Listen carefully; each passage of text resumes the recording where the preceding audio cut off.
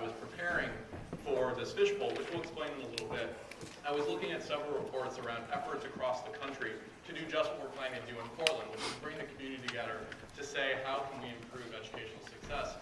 And one of the pieces that I was actually not expecting to find, but jumped out in every city, there was a report, and I have to look at my notes to be able to give you the exact title. It's called Changing Places, How Communities Will Improve the Health of Boys of Color. One of the pieces that they called out was specifically that we need to have young people really deeply engaged in these processes. And this was their exact quote. Attempts to create trajectories of opportunity. And when they talk about that, Dr. John Hamilton talks about the education gap and the equity gap. They also talk about the opportunity gap. So it's not just about what you find in your schools, but what do you find in your neighborhood, in your community, in the area around where you live that allows you to have this trajectory of opportunity. And they said attempts to create trajectories of opportunity require integrated and inclusive efforts on the part of city officials, which we have, planning professionals, which we have, school administrators and teachers, which we have, community and business leaders, parents and other adult residents, and most importantly, young people themselves. And that is their focus. That was their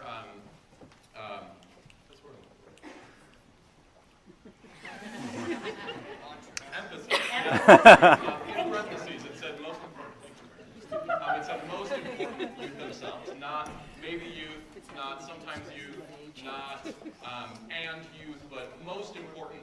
If we are going to have a dialogue as a community around how to improve education, young people need to be at the center. And that's what we're doing today. For those of you who have never seen a fishbowl process before, this is an opportunity for you all to witness an engaged dialogue.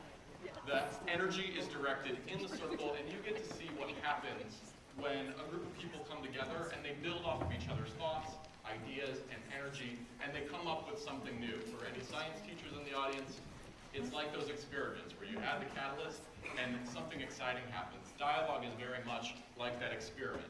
What's the new idea? What's the new thought? And what comes out of it? What grows that is new? And so you have an opportunity to see that process with just you. And then we're going to invite some of you down to actually be an adult circle, responding to what the young people said. So pay attention. You might get called on later. And then we will have, towards the end, a youth and adult dialogue together. And so there'll be an opportunity and a dynamic interaction between the youth and the adults. So, to get us started, first off, actually, I want to highlight two people. Todd Diskin, where is Todd? Back there, has been so incredibly helpful in planning this event.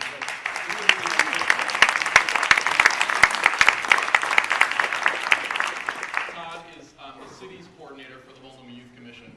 And then the other person who I need to call out is Mark Fernandez, who works for the commission.